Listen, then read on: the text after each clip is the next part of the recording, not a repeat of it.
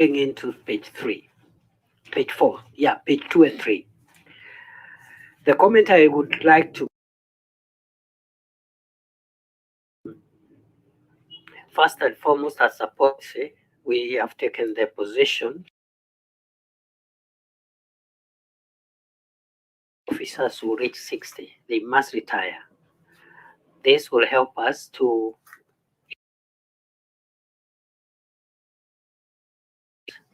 and also create room for promotion, especially at senior level management. So as a policy,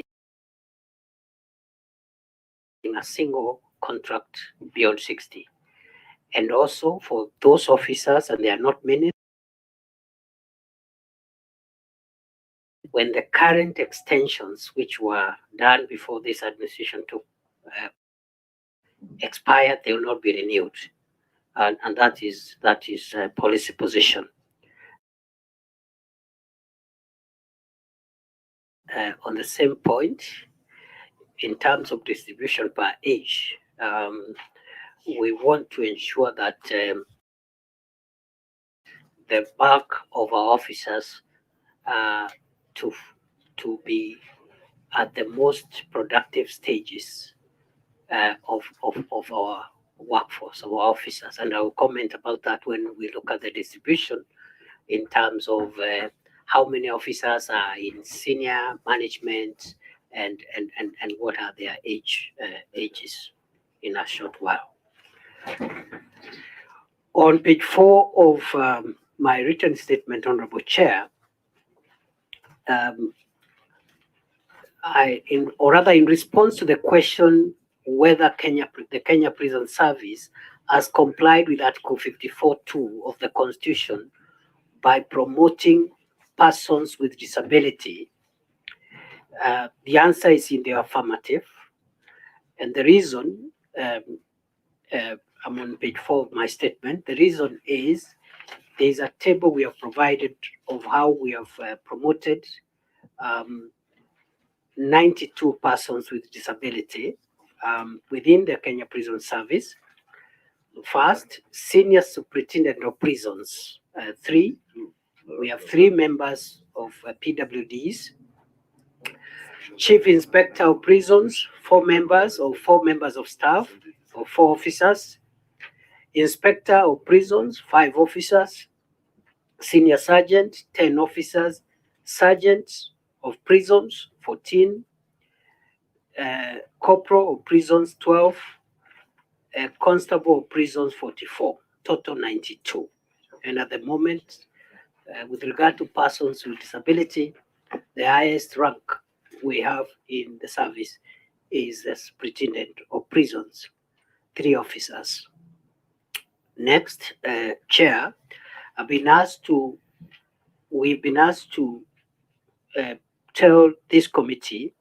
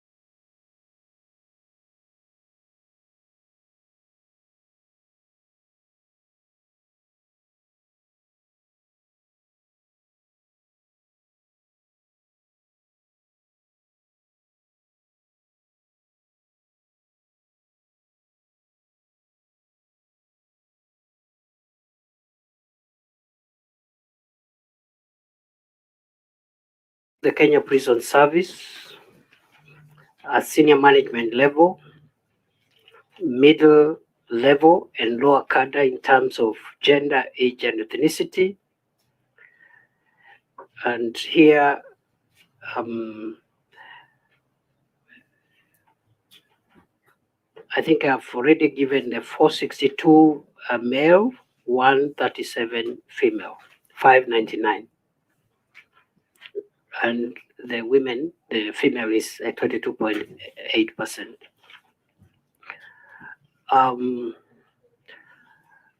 With regard to age, I've again given that table on page 4 to, I think I'd covered that bit. Ethnicity I'd covered on page 5 all the way to 6. Yes, I think I should go to page 7, Chair, with your permission. Middle level management. Middle level management chair and members refer to the ranks between inspector of prisons and chief inspector. That's what we consider middle level management. And here we have a total of 1,673 officers, out of which 1,051 are male and 400. The youngest officer, who is between an inspector of prisons and a chief inspector of prisons, is 22 years, which is commendable, because it means this is an officer who has been in service for maybe with one, and then we have 11 who are 24, 17 who are 25 years old, 34 who are 26 years old, and the table proceeds on page 7 and spills over to page 8. And again, 59 years, we have 70 people, the officers in this band. 61 years, one person, one officer, and 62 years, one officer. Total 1,673. The same. I see some new people whom I don't know, and we don't want the strangers in this house. So let's know who they are. If you have not introduced, please, and you have come in, huh? Can you introduce yourself? Governor, Kanata, welcome. You must be lost. Over there. We know you. You are one of us, so welcome. Okay. Anybody else who have introduced? I can see. Please, can you introduce yourself? The man in Miwani. Have you introduced yourself? Oh, okay. You moved there. You changed position. Mushima Wera, can you introduce yourself? Yes. Good morning, all of you. My name is Ongondo Were, MP Kasipul, and a member of National Cohesion and Equal Opportunity Kenya National Assembly. Okay. No any other. Okay. Waziri, you continue. You'll have interruptions as usual. No, it's okay, Chair. On the issue of middle level management, distribution in terms of ethnicity, the table is provided on page 8. It goes all the way to the middle of page 9, and we have provided the diversity of the Kenyan people who are represented by officers in this band of middle level management, inspector to chief inspector of prisons. But Chair, I forgot to say with regard to the age table, which I discussed, the age table, which is on page 7 to 8. Our policy direction going forward is to make sure that more officers reach middle level management earlier in their career. than what is shown here. The level of inspector and chief inspector would like to see going forward officers who are in their early 30s should be the majority, so that by the time they age towards 40, they escalated to senior management, so that again we can have clear succession management, and that will help us do away with issues of extending contracts and so forth and so on. In other words, we would want more young people, more officers who are younger to occupy the senior management positions going forward. The next matter is junior level. These are prison constables to senior sergeants ranks. I'm on page 9 at the bottom. We have a total, the bulk of our officers actually are in the junior level. As I said, we have a total of 31,000 approximately. But 28,000 of these 38,000 are in this junior level. And for us as a ministry, this is something we need to address also, because that number is inauditedly large. Recently, we carried out some promotions. That's what has even helped a bit, because for a long time, for many years, promotions had been stagnated. And I want to thank both the PS and the Commissioner General for that exercise that took place, I think, some 2-3 months ago. Within that junior level, we have a total of 28,955 officers.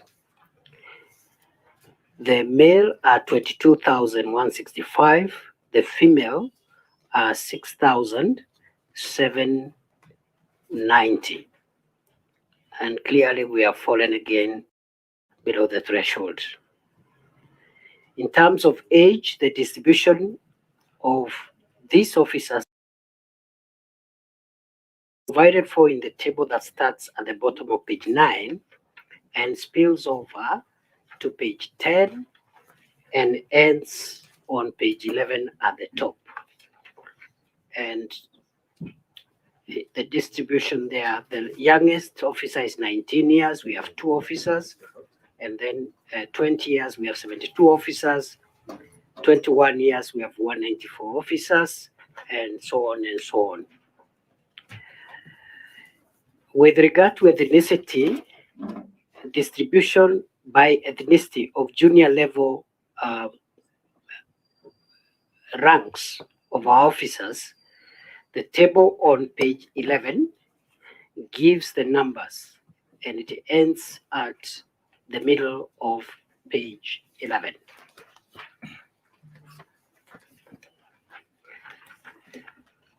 Honorable Chair and members,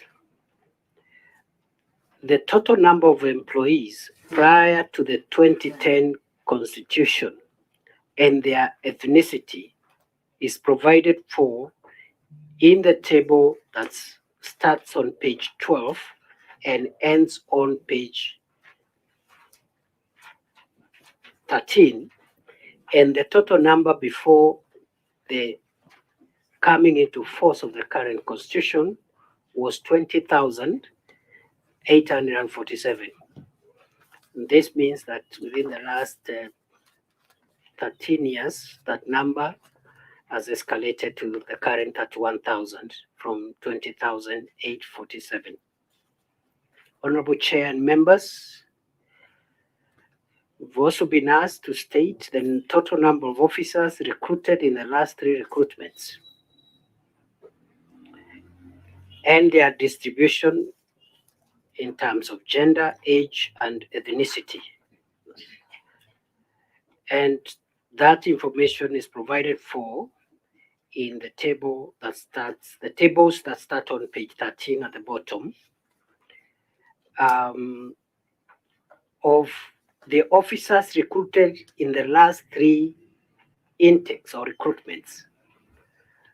A total of 7,167 officers have been recruited, out of which 5,036 are male and 2,125 are female. In terms of age, Chair and members, the distribution of those 7,161 officers is provided there. And what I can note there from that table is that the oldest recruit was 34 years, where we had 21 officers. And I think this also includes not just the servicemen, but also the other, like specialists. We have specialist officers of very various professions who require, and also even graduates, cadets who require to have gone to university and even with some experience. So the oldest is 34 years, 21 officers. The rest of the distribution in terms of age is provided there. The 23, 24 years seem to have been, like the majority.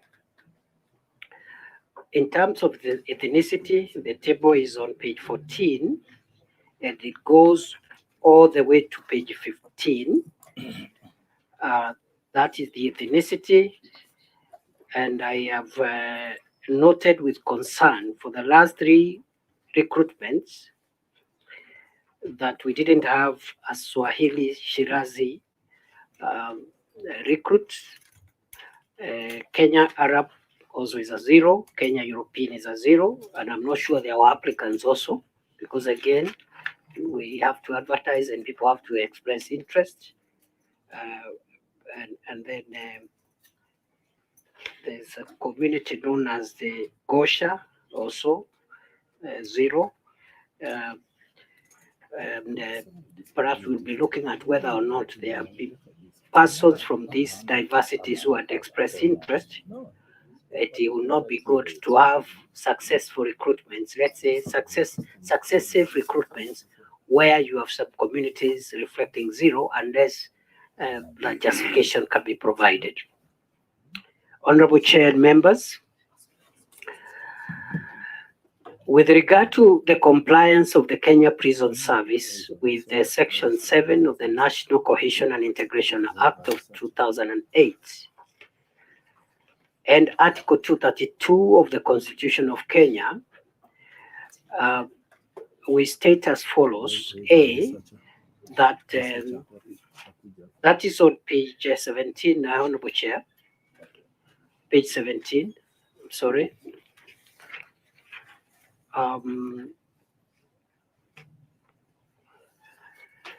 As already demonstrated through the table on page 1 of this statement, Kenya Prison Service staff represents the diversity of the people of Kenya, and therefore generally, as a general principle, there is no discrimination in the recruitment or even promotion within the Kenya Prison Service. Number 2, no ethnic community represents more than 1/3.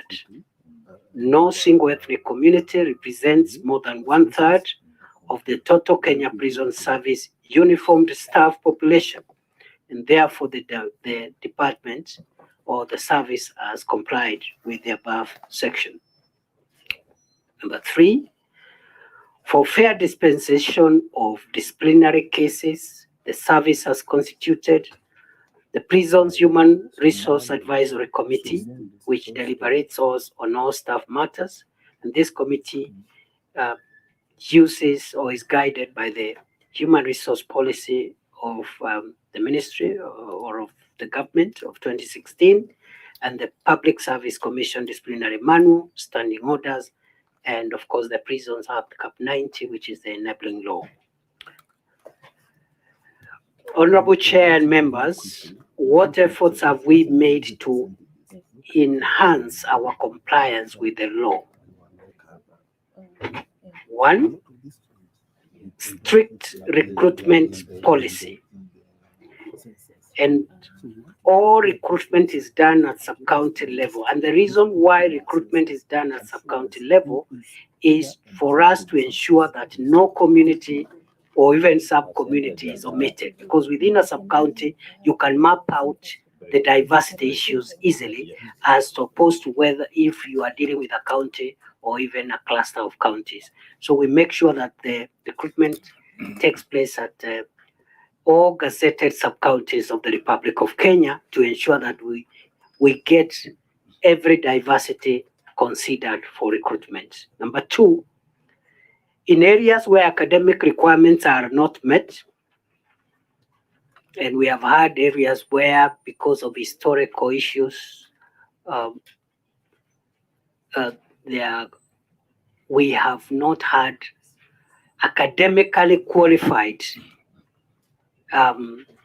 recruits. So what we've been doing is to engage with the Public Service Commission for waiver of some of the requirements on the basis of the affirmative action requirements of our constitution. So that the fact that a community or an area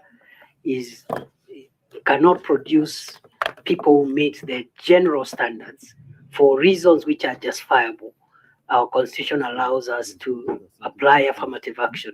And we have been engaging the Public Service Commission to lower and vary the requirements to make sure that no part of the country and no communities left out in terms of representation in the Kenya Prison Service.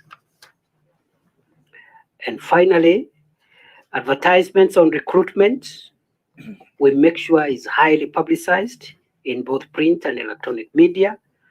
And normally we provide a notice of not less than 21 days. We publish it in advance to make sure that people know there is recruitment and nobody hears that a recruitment occurred last month or last week and there was no notice.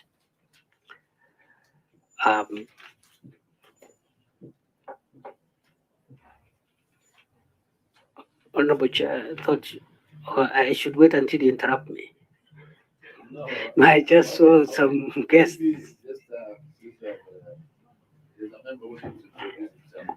Thank you, Chair. My apologies for coming in late.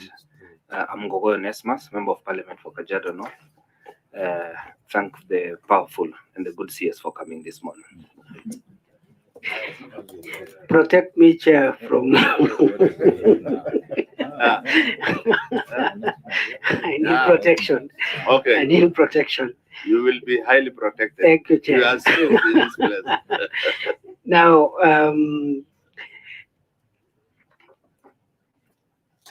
Honorable Chair, with regard to the challenges the Kenya Prison Service is facing in a bid to ensure enhanced diversity of employees and the mitigation measures, I would like to respond as follows. First, there is a resistance to change, and we are handling this through training modules on diversity, equity, inclusion, trying to inculcate among ourselves, among our officers, that inclusivity and diversity and equity are fundamental requirements of our constitution, which must be adhered to, so that every person responsible for policy implementations, policy action is informed by these requirements of our constitution. Number two, we have had challenges around training, and we are trying to sensitize officers on to ensure that they are conscious about what their actions mean for the enhancement of diversity. We have a challenge related to generation gaps, and we are trying to, as you've seen, we have all manner of generations in our workforce, and we are trying to enhance team building exercises, and also to denounce generational stereotyping and raise generational awareness within the workplace. We are also encouraging knowledge sharing across officers from different age groups to encourage mixes in office and duty posts, and encouraging teamwork. As I've already noted, Chair, we have a challenge of gender inequality within the Kenya Prison Service. And first and foremost, we are implementing a gender and anti-discrimination awareness campaign within the Kenya Prison Service, and also working hard to meet the requirements of the law by affording adequate and equal opportunities for appointment, training, career advancement for both male and female officers. And I am very keen on this inequality gap being addressed in the shortest time possible. And me and my colleagues are working hard to make sure that that happens. We also have a challenge related to ethnic and cultural differences. And because of the different backgrounds of our officers, and again, that is being addressed. And then we are also trying to look around all our correctional facilities, all our prison facilities, to make sure that other than the macro level, other than the national composition, no single prison, no single facility is composed of staff or officers who, for example, exceed the constitutional thresholds. For example, no prison, individual prison facility should be manned or composed by staff more than a third of which are from one ethnic community, because diversity has to be looked at from the global national perspective, but also at facility institutional perspective. I'm on page 18, Honorable Chair.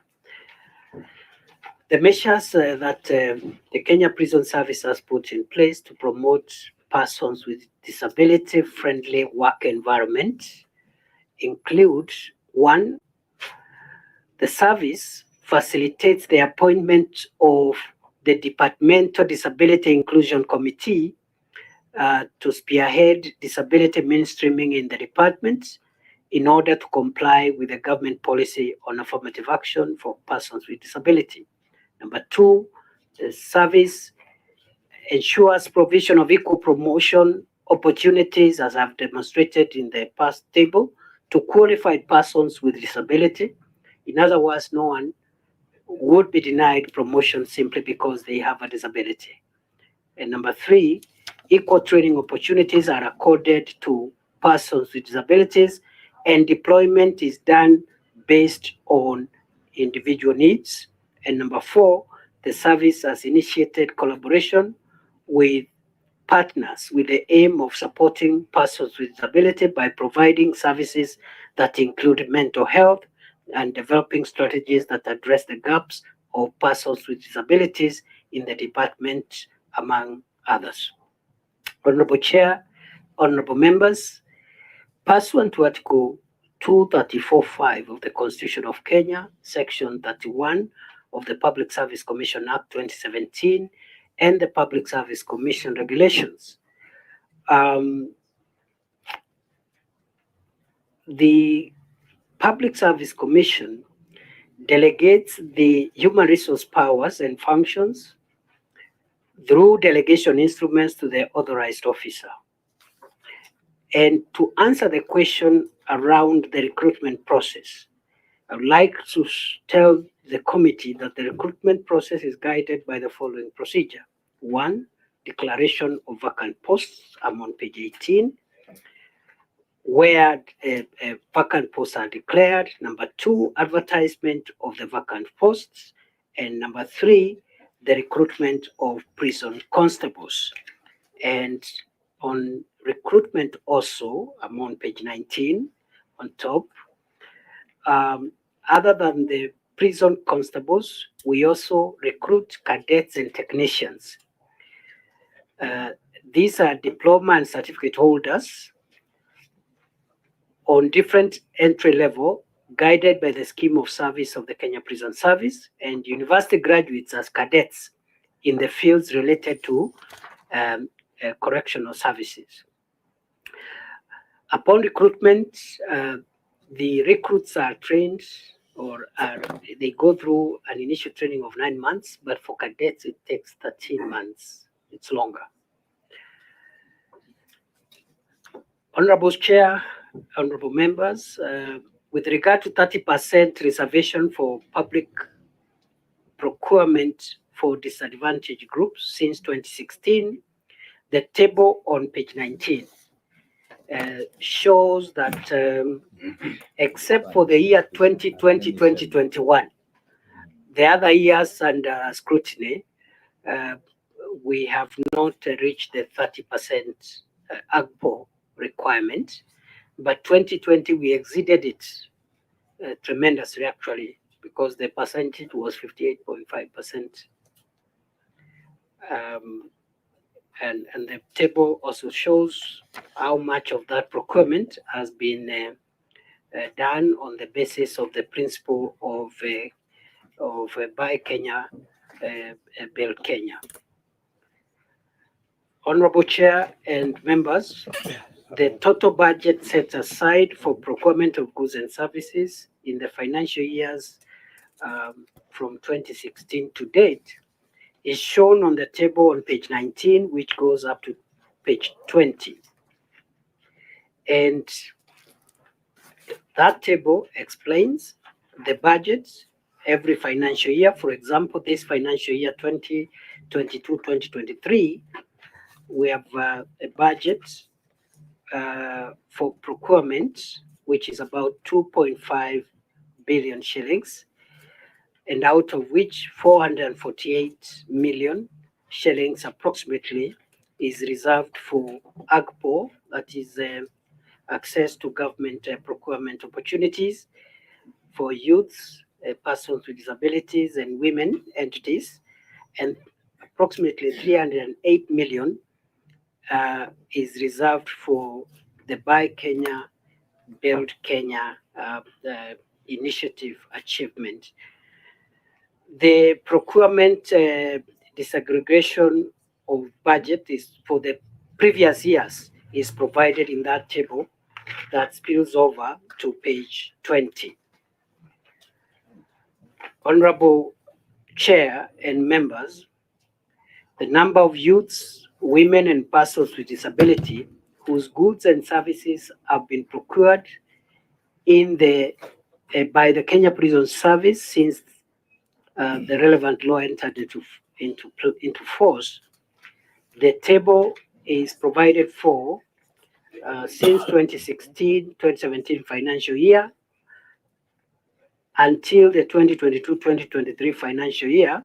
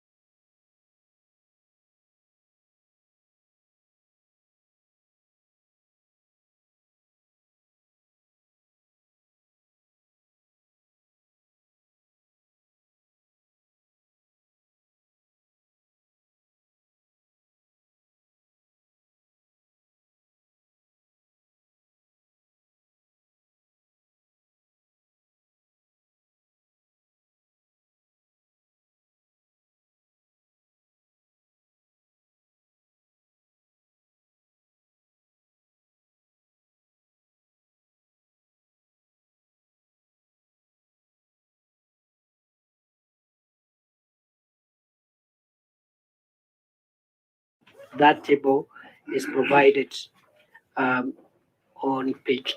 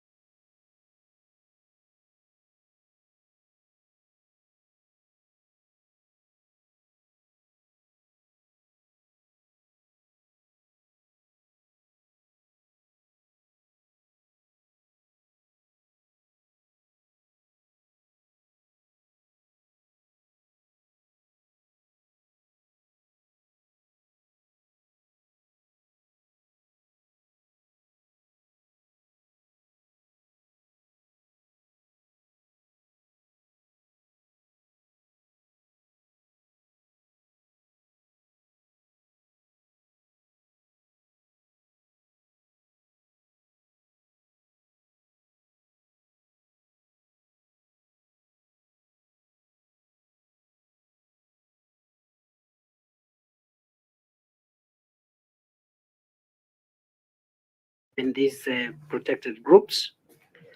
Number two, there has been by bidders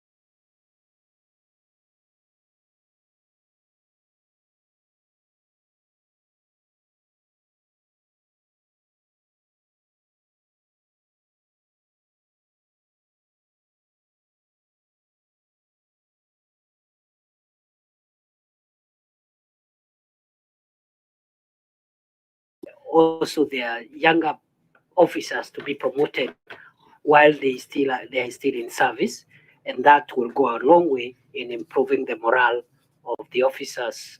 I submit, Honorable Chair. Thank you so much for that presentation. And it's now time for members to ventilate, ask questions, clarifications, comments. And I start with Engineer Zengo. Thank you, Chairman, for the opportunity. I want to take this opportunity to thank the CS for the presentation and also for getting time to be with us here today. We know he has a busy schedule every day, and I also want to personally thank him for having taken time to visit my constituency and helping me solve some problems there. Now, coming to the submission of to the report today, I have made a couple of observations. First, it's good to appreciate that no ethnic community has been left out in the prisons, in Kenya prisons. But there are a number of imbalances that I've observed in the submission, and I'll try to capture the many that I can capture, and then the rest of the members can contribute on the same. Now, when I see I note that out of the current workforce of Kenya prisons, the 5 major communities of Kenya currently constitute 64.249% of the entire workforce. That is a serious imbalance.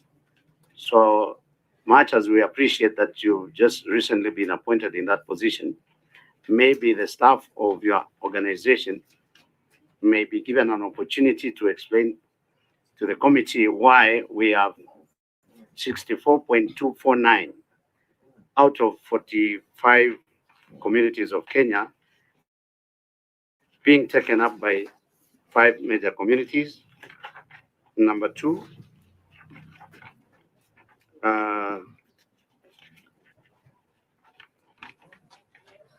the other observation is that much as we had not indicated that the percentages were necessary, it has become very difficult to interrogate this document because of lack of percentages. We have had to work it out ourselves, and normally we would not admit a document of this form, but because of the level that is involved today, maybe we have made an exception. Chair, you will have to guide on that one.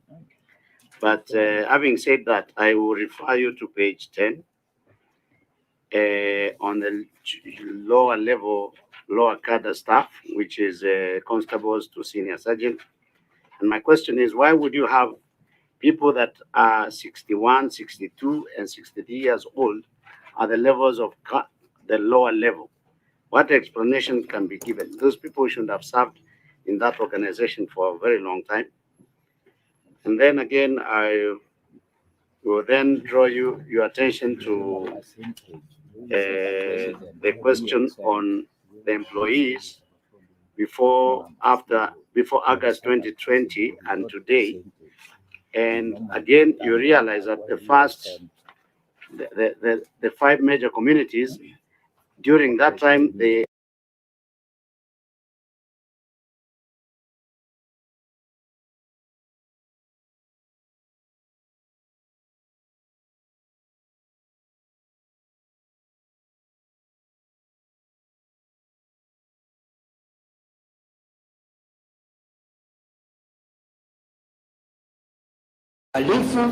na kutojali sheria. We have to work hard so that we can justify the faith, the commitment, the sacrifice you have made to make us who we are. I am really, Your Excellency, very impressed by the Kindiki style of management. Akiamua ni hapa, hata kama ikuta anapitia hapa.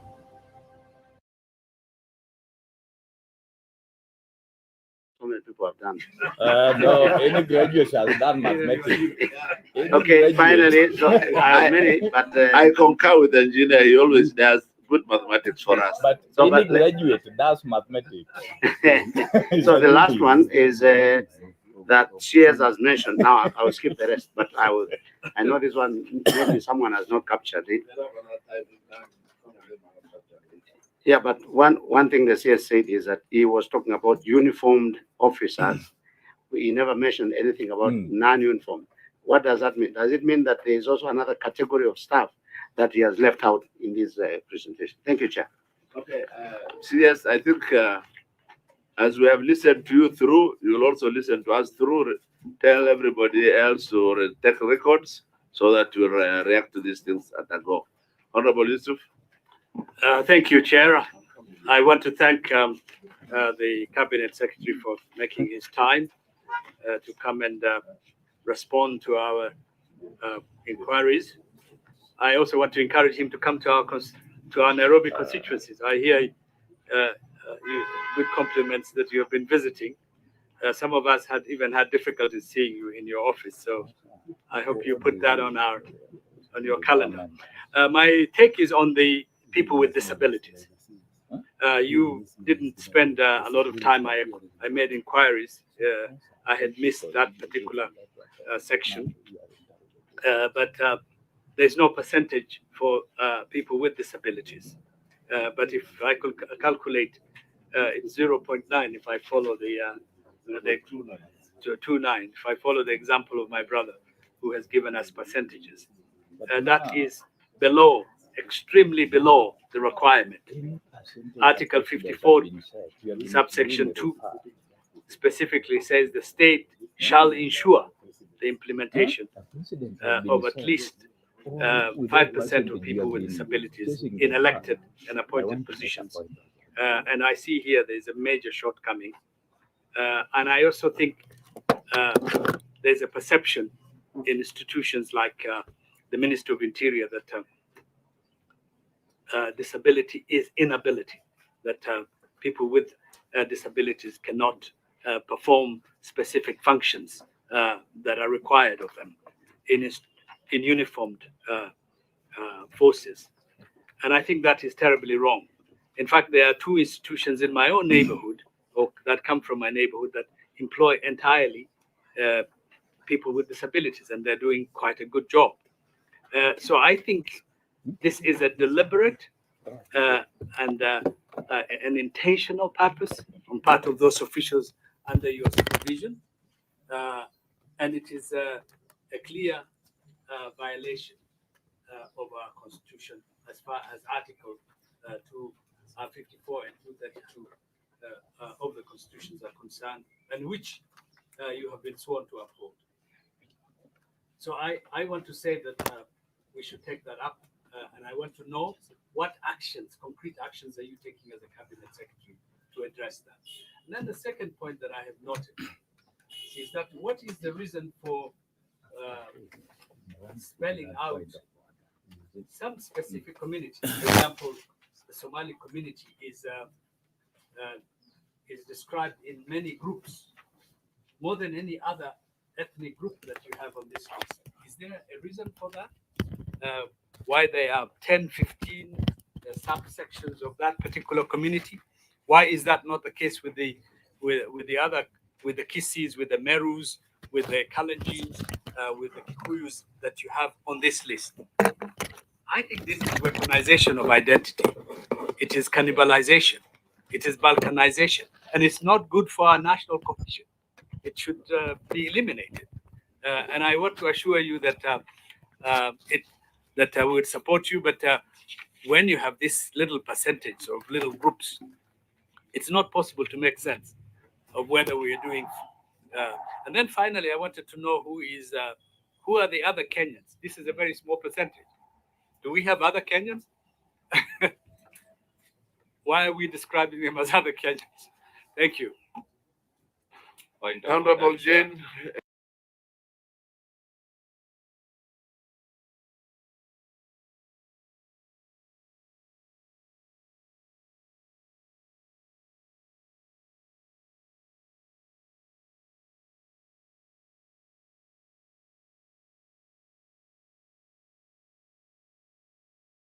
Point of order, Chair. Thank you, members. I appreciate that had been said, whereby we had called several. That is what is anchored in the Constitution and the Act.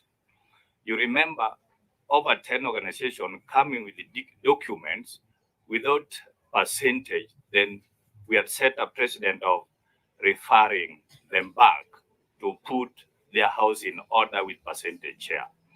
So I wanted the chair, before we proceed, I wanted to know that now this team which has visited us, are we treating them special? And why is it that we have declined in the precedents which we have?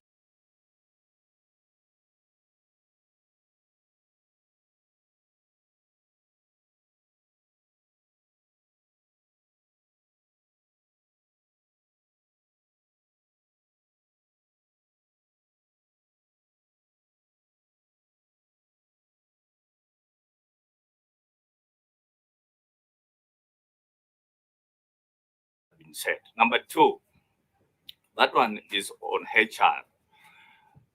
When I go now to procurement. Point of order. Yes, sir. Point of order. Giving these people special attention. It was about questions of the procurement. No, I'm procurement. Actually, the procurement part of it is one thing. The only thing we. But now, he has also listed the companies which has benefited. We don't know those companies. He has not even attached even minutes of tender evaluation committee as a sample. He has not even attached the letter of awards and certificates of on the Agbo. They also benefit from 7.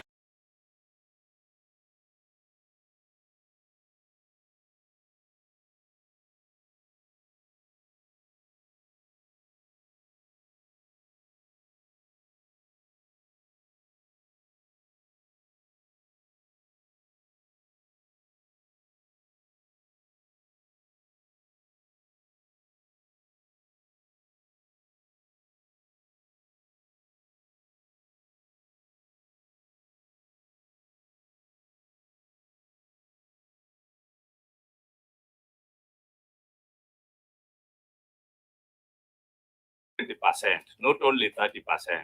That information is not there. So, as a Committee of National Cohesion, our work is to do what we call institutional audit. In the absence of all this information, the same way we had set a precedent before. Thank you. My honest observation and comment. Okay, Honorable Were, thank you for that. But this is the disadvantage of coming late. Thank you, Chair. Allow me to first thank the Cabinet Secretary for a good job he's doing in Laikipia. Though now we are having illegal grazers, you need to come in and help us. Then next question. CS, allow me to politely remind you, there are only 3 things in this country. We we need the illegal grazers out. So I proceed to my questions, and one of my colleagues had alluded to it, Chair. I would want to bring our attention to question number 2, which asks about Article 54.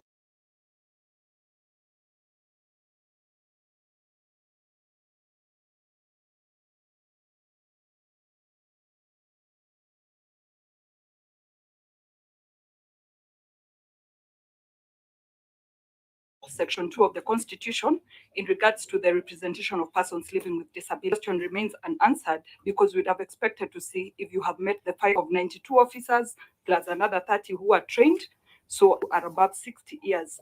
My question would be, what is their special disability for them to have their contracts extended? Then page 10 gets me a challenge of career progression in the service, but we have so many people retiring at the junior level.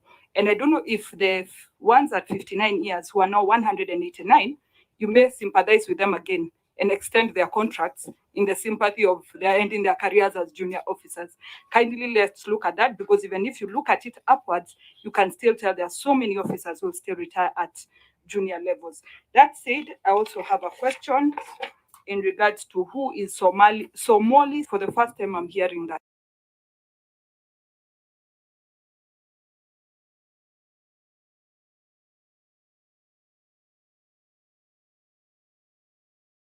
Number 41.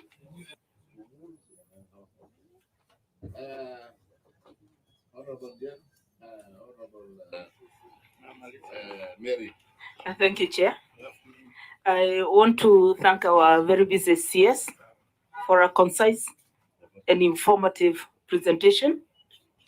Of course, I share similar observations, concerns, and sentiments with my colleagues, but I have one question. Bona CS, you said you'd like to see your young people ascend to management level at an early age. I'm just wondering what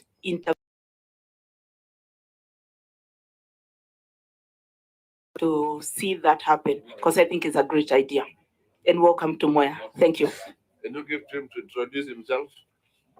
Mheshimiwa, just introduction. Come late, so you'll be the last to be given opportunity. Thank you. Thank you, Chair. Thank you, Chair. I'm Honorable Mwalimu Hari Kombe, MP Magarini, Kilifi County, Shakahola. Karibu Mwalimu Shakahola. No hand raised? Okay. Duncan, DMM. Thank you, Chair. Allow me also to congratulate CS Professor Kindiki for personally taking charge of the ministry and appearing in person before the committee. That is commendable. It is a first, and I want to acknowledge.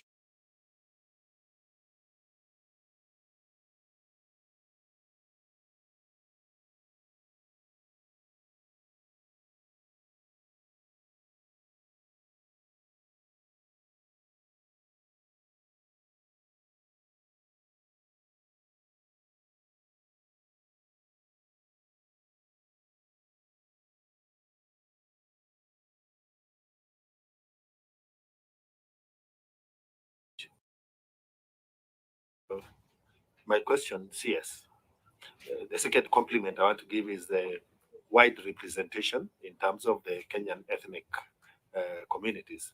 Although I think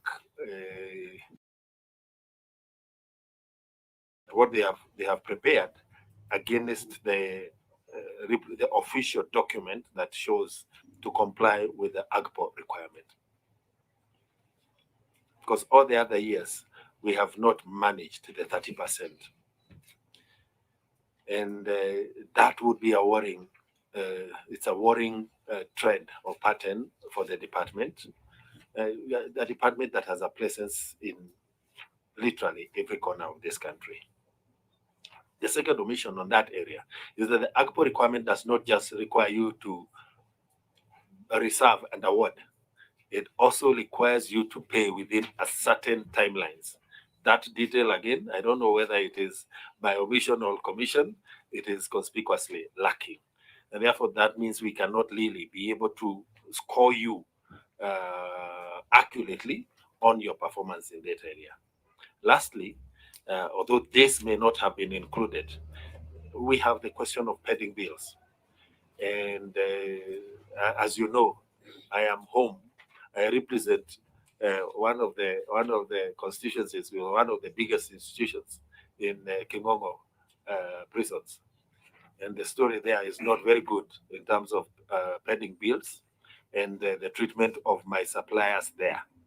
And on the same vein, again, of the main subject here, there's the question of the centralization of procurement in the department, because we think that these institutions ought to be agents for stimulating local economies. But when I have the supplies in Kingongo, largely dominated by suppliers from, not supporting the local economic, the local community, and therefore the local economy, I have reason to worry about the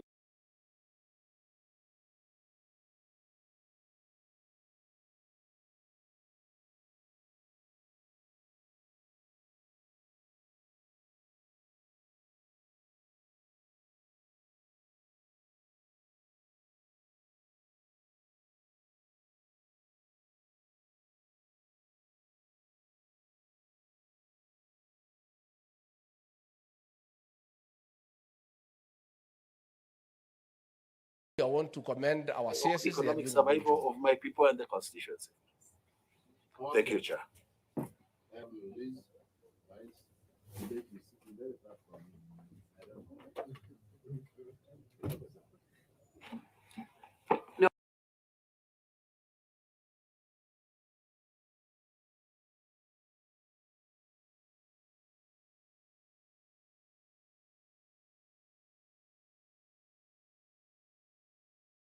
Worry, Chair, invitation. And I'm happy when he actually spoke about the issue of procurement, especially of challenges. You've spoken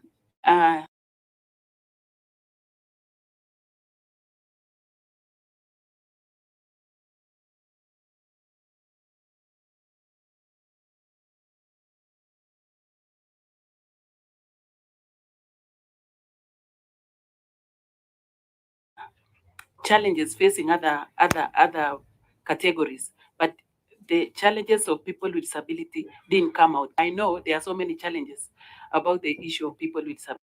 And if we don't get the challenges, then we may not even get the answers.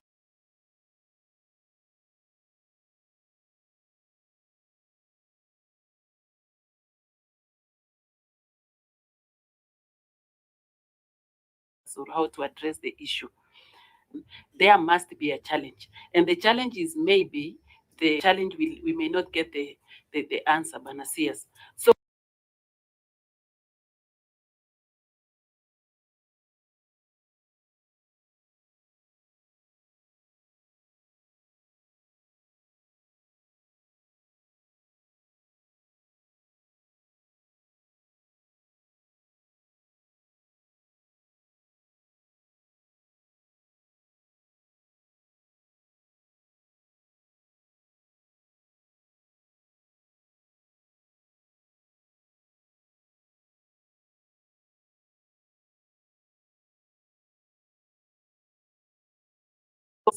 leaders, for all of us, that today we want to note that the institution here, that nothing is mentioned.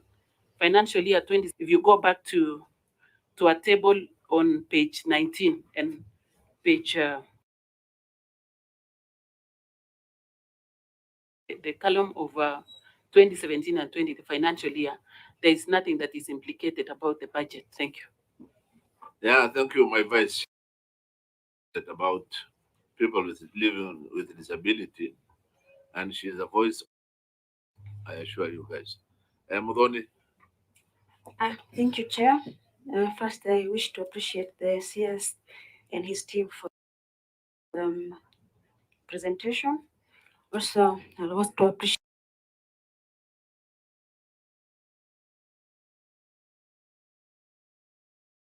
appreciate Waziri for your good work you're doing in Lamu, although we're still having a lot of challenges because my people are very unfortunate. With regards to the have indicated that they are working very hard to bridge the gap. Honorable Chair,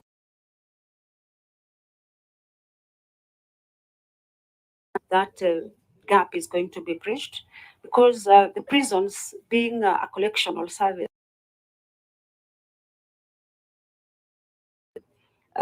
you know, given our nurturing nature as women, and so we would appreciate a clear framework.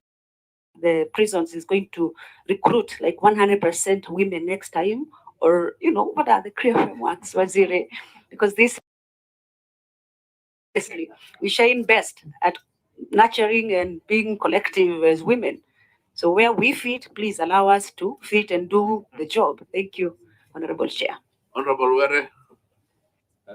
Thank you, Chair. Again, 2010 Constitution was not brought in vain as far as employment is concerned, because wealth distribution goes with employment.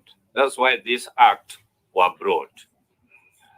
I'm very happy with the outline of the staffing within the prisons before 2010, which we agree they are in balances and we rule.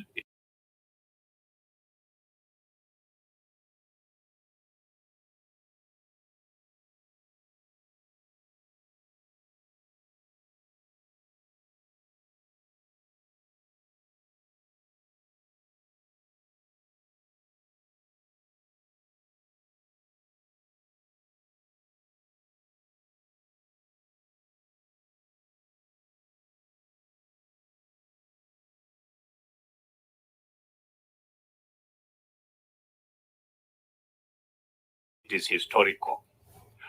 When you look at the tables, 3 communities, allow me to mention, before 2010, Kalenjin, Kamba, Kikuyu, Loya, Luos, and Merians dominated it. Then now, when the presenter is a former legislator, a very prominent, can you explain to us why deep in could not be done in the prisons to attain why the Constitution is flawed with this? Thank you. Okay. Chair, point of information. Who needs information?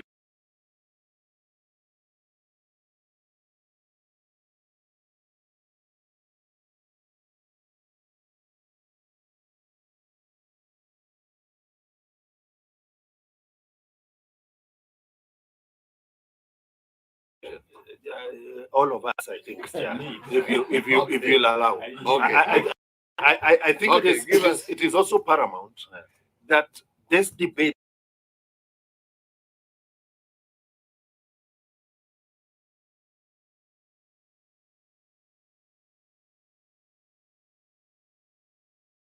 about dominance in this country is Constitution requires equity. The laws that we have passed to actualize the Constitution have also put thresholds, perpetrated dominance.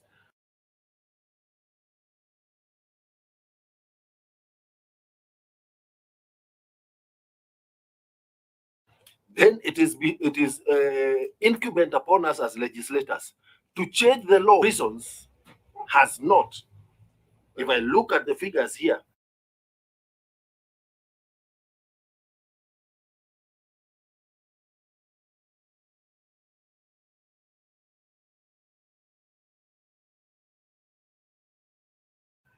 none of Thank you, Chair. And I said, Chair, this is a very powerful and a good CS. Because, Chair, there have been powerful CS.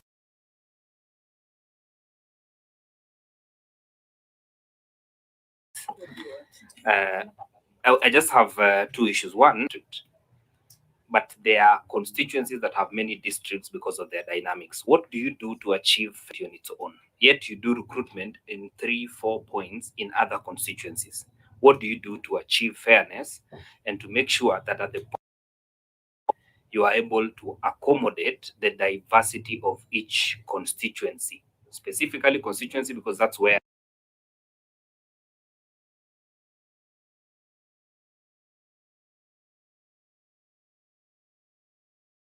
one. I'm a beneficiary of the CS and specifically his ministry, because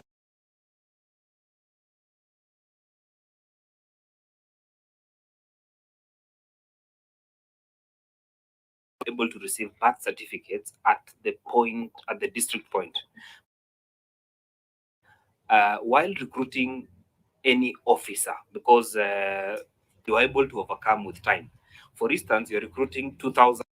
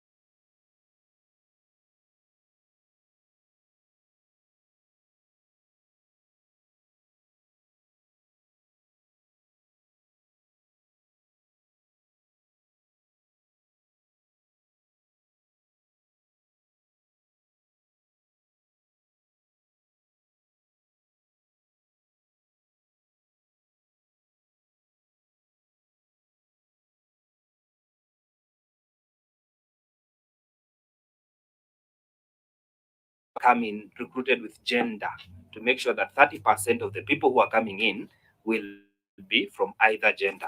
That can only happen in the different.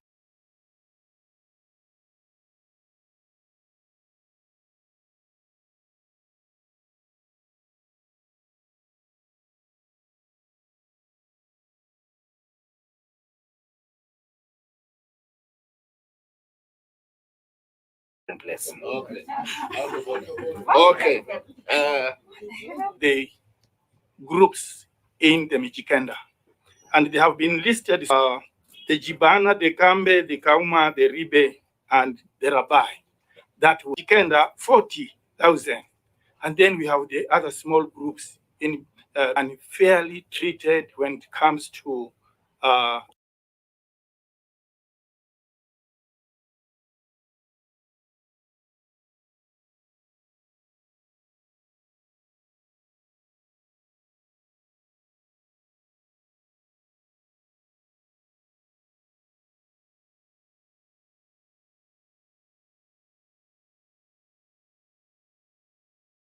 the recruitment. All doesn't go well. You find, and sorry to state this, but if you want, I can bring some people.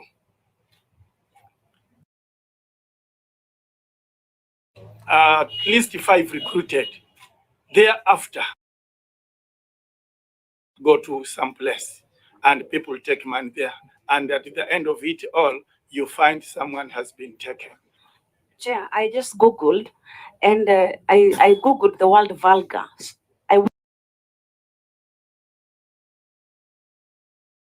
Is my proposal to have 100% women recruited. You withdraw, Chair. Honorable Onesmus Bokoyo, can you withdraw and apologize? Yeah, on the use of using an unparliamentary language in a parliamentary meeting. Thank you. Thank you, Chair. I withdraw. It was uncouth, but I apologize. Okay. Thank you so much. The CS, you can see the vibrant team that I have. After they have asked everything, I have nothing to add to. But I have to stress some of the issues that they have already raised. And the first one being about the disability.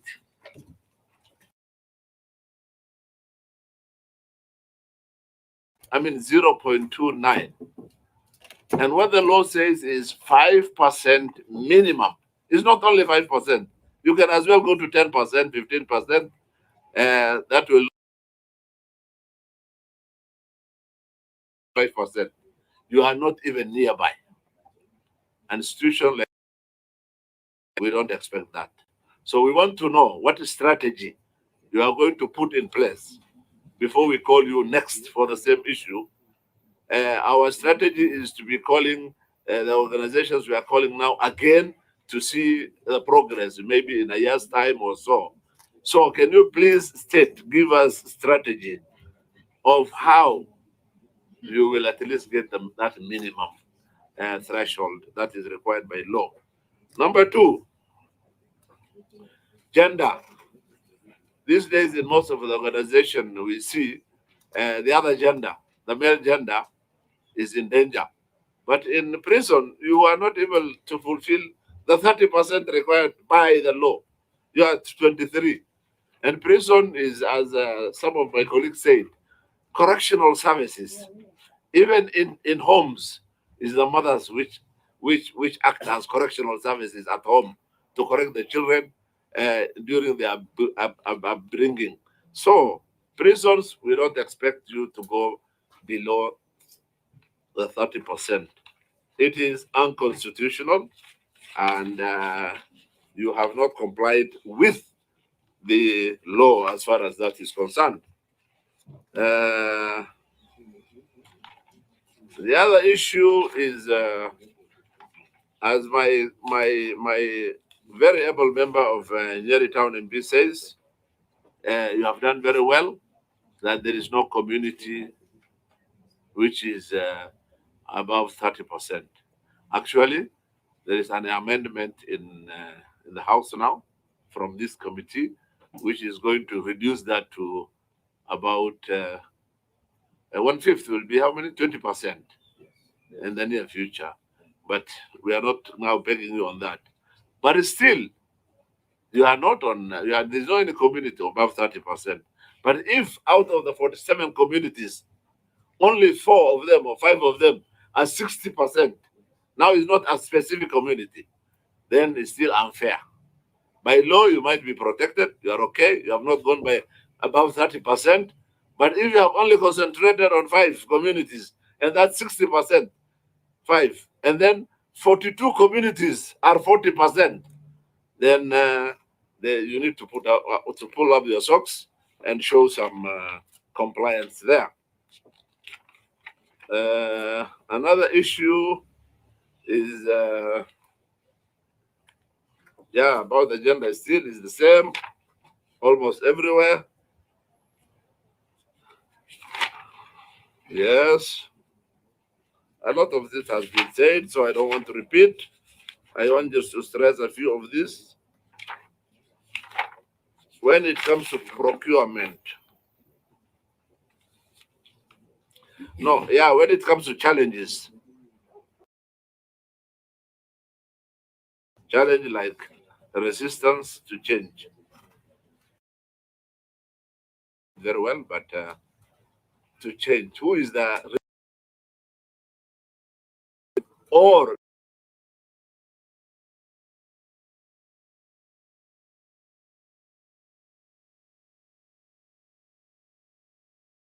is it your staff who are resistant to change?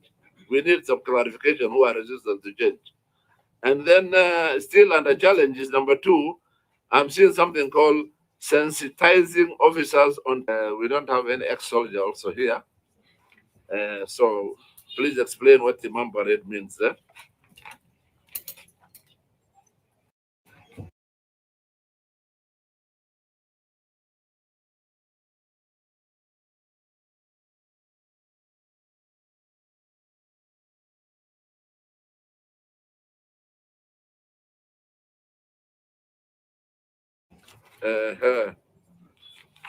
And then under procurement, if you look the letter from the parliament, the last paragraph,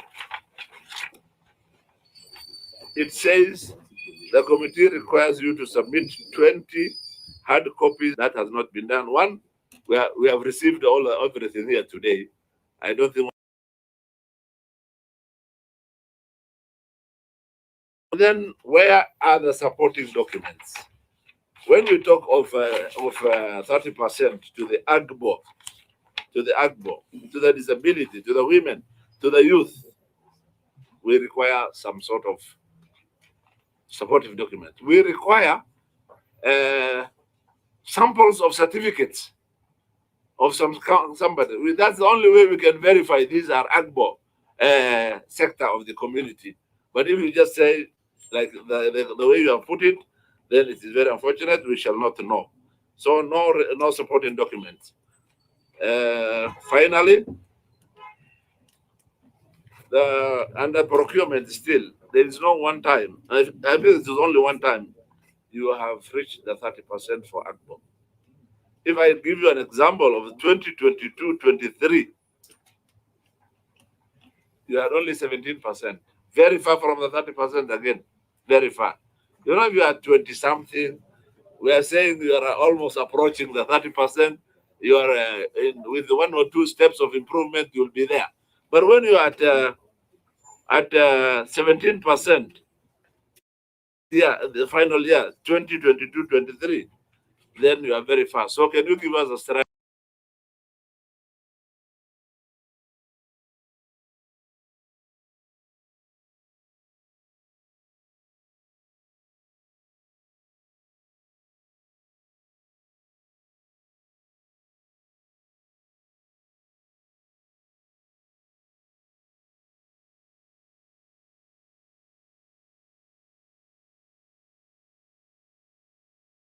Strategy of how you will move on that. Finally, we said from the start of the meeting, at the end of the meeting, after you have responded to all this, we need this document to be enriched. 1, all passengers should be there. 2, I make my conclusive remark, which I'll make after your responses. You are now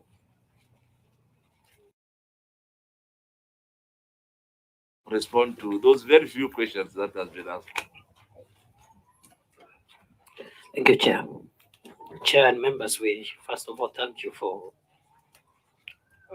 listening to us, even if, as it has come out, that we should have done better.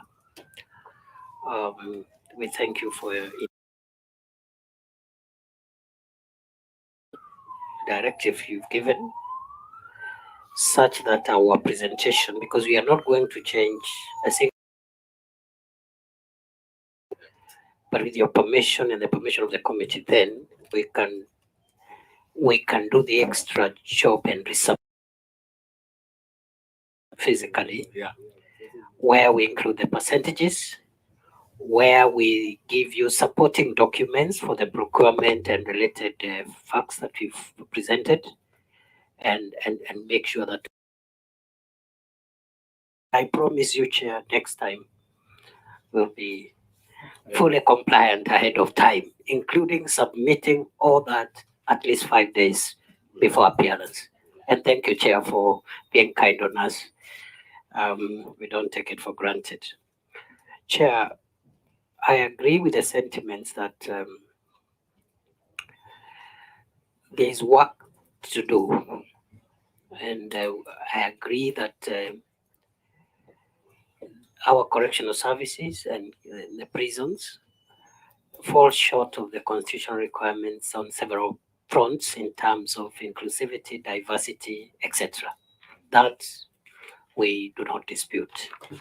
I agree with the members that we need to relook at the inclusivity, ethnic inclusivity afresh, so that on the one side, just we don't also criminalize communities that perhaps are more than other communities. And I think what we need to do to be able to be constitutionally aligned is first to make sure that the number of staff and officers from every community match the population dynamics of that community. That is the fairest thing to do.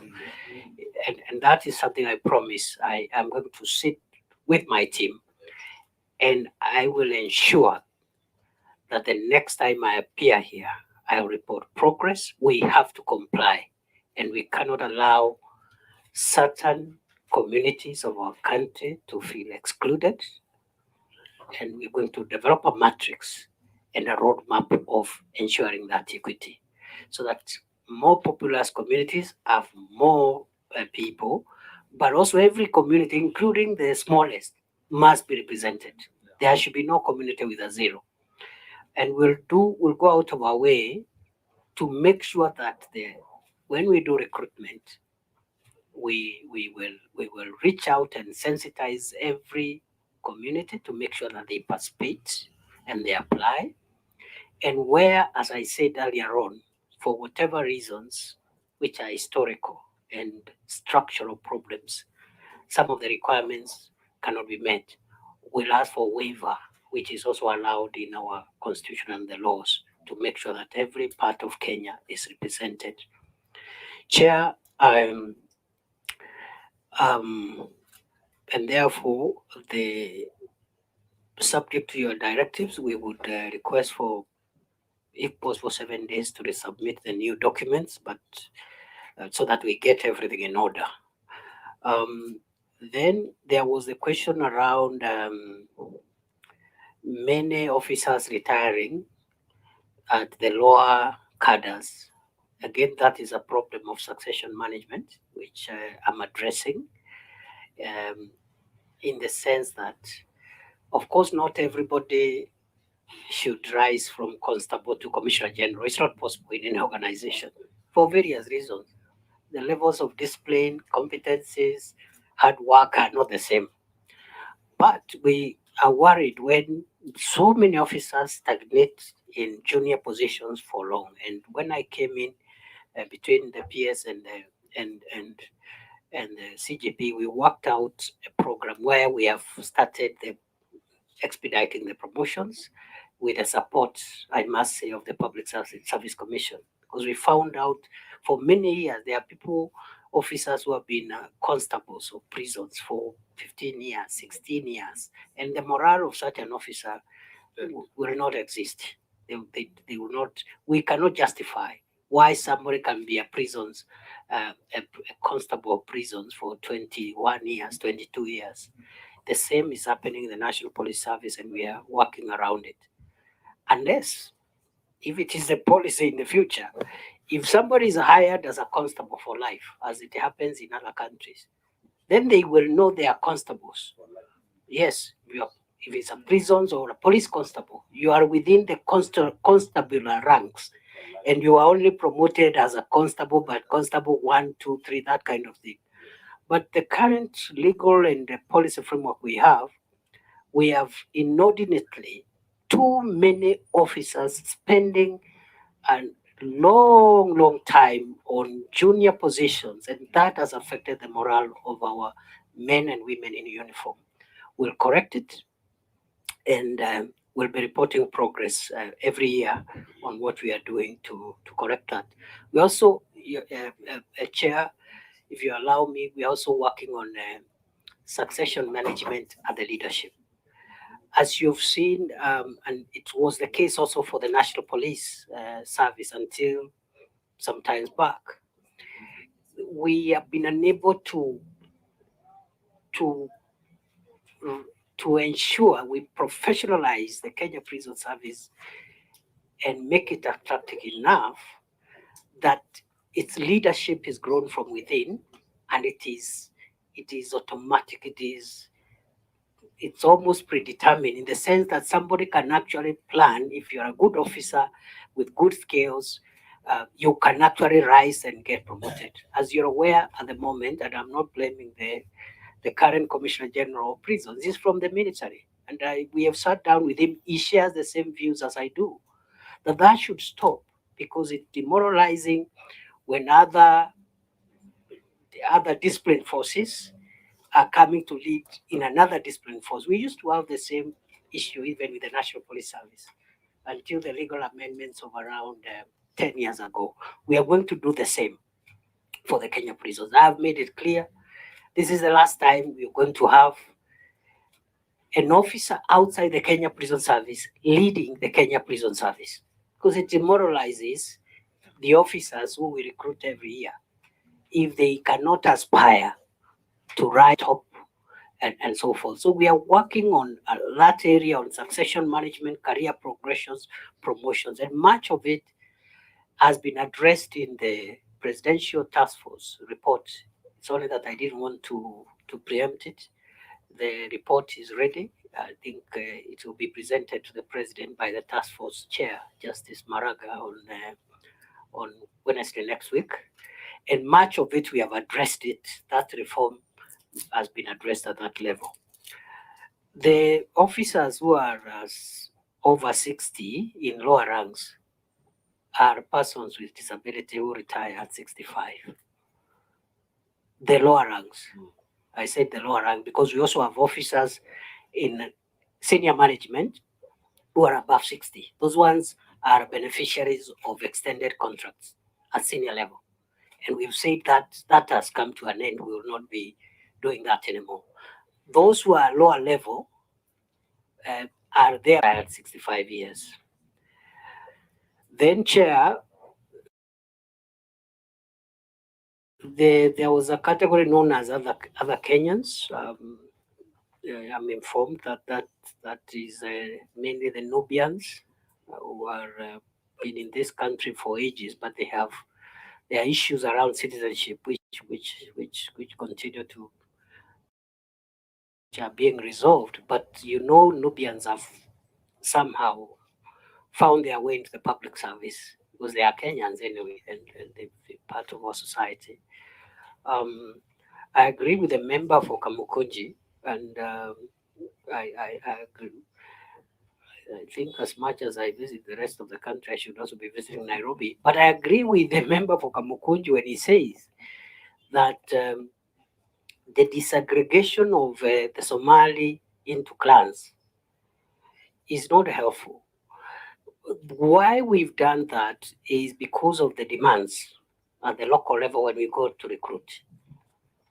They tell us, we have this clan, we have this other one, we have this other one, and they would like every of their segment to be represented. I agree that, and that also responds to the question raised by the member for Magarini, the Honorable Kombe Mwalimu, because it is true, if it is the Mijikenda, we need to do intra-community equity. Because you can say Mijikenda only to realize that maybe it's only the Duruma or only the Chonyi. You can do that too, but our position, Chair, is that we should stick to the communities in our reporting, the ethnic communities officially recognized in Kenya. Yes. And there are 45. 47. But yes, and 47. But over and above that, as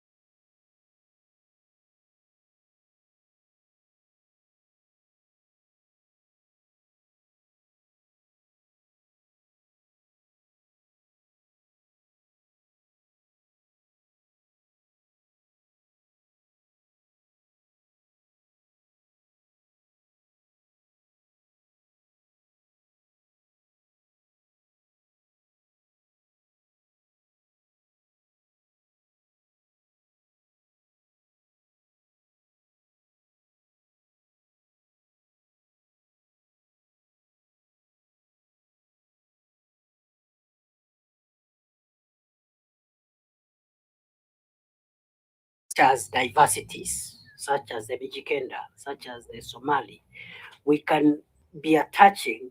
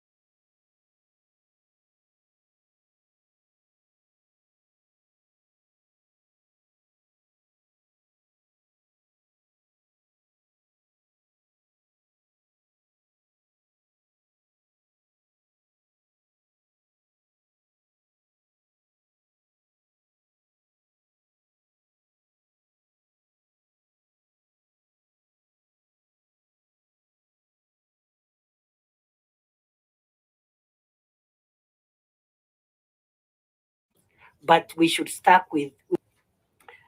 I've also been asked to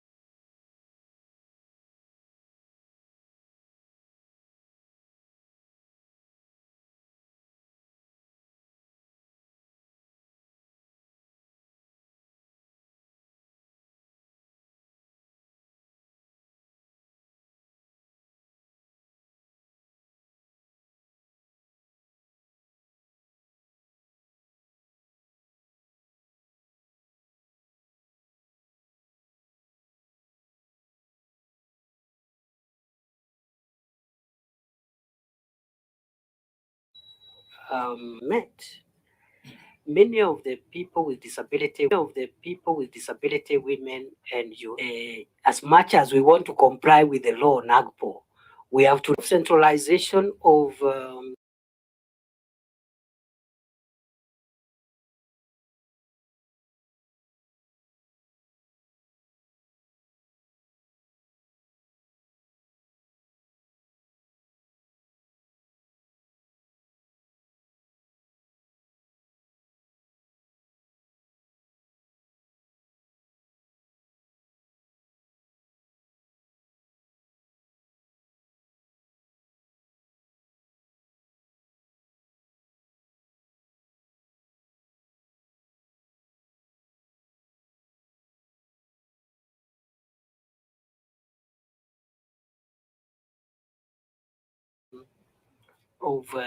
procurement, an institution that is located, and we have institutions across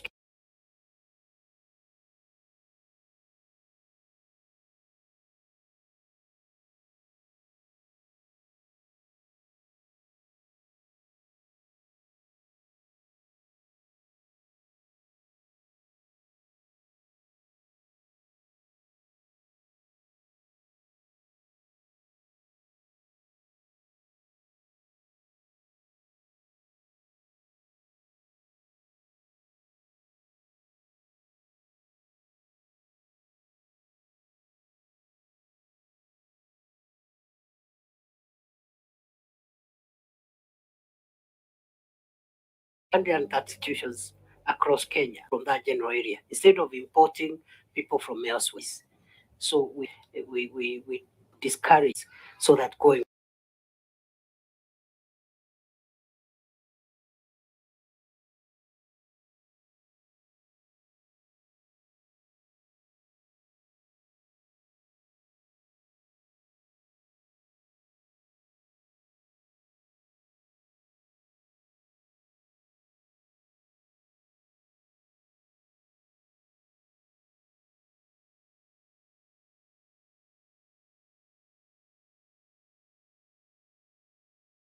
forward, we can start paying suppliers promptly. Samples and documents that show who are the actual successful beneficiaries. Parades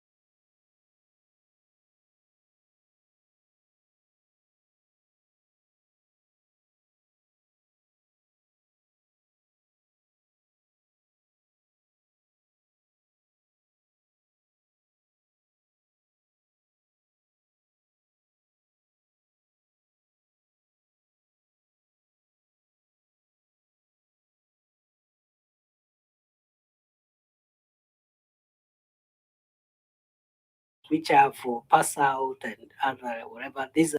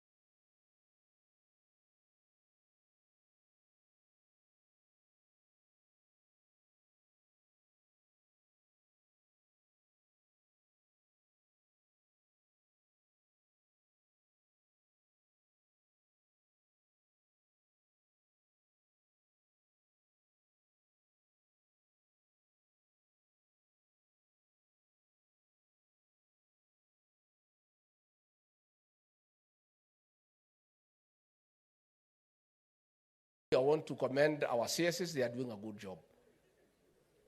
Especially our son, Professor Kindiki. We're going to Professor.